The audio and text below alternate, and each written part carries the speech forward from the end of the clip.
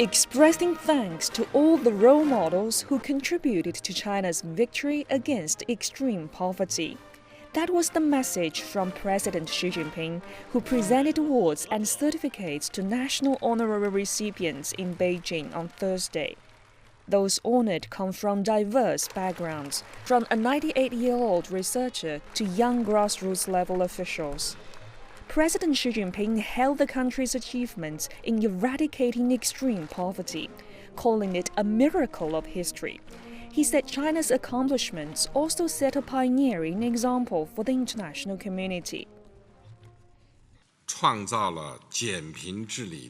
We have created a China model for poverty reduction, and we've made great contributions to global poverty reduction.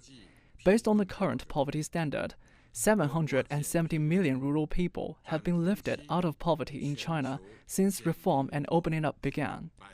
And according to the international poverty line set by the World Bank, China accounted for 70% of the world's total, which were lifted out of poverty.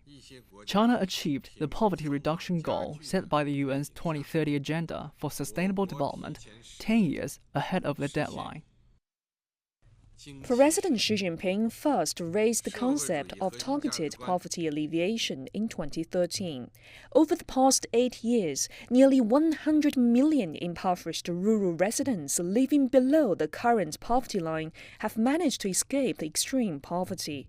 More than 800 counties have been removed from the poverty list. Despite the challenges of COVID-19 through 2020, China also succeeded in lifting the remaining 52 counties out of poverty. These were mostly in remote areas in southwestern and western China. For China, eradicating extreme poverty has been a major success, but the battle isn't over yet.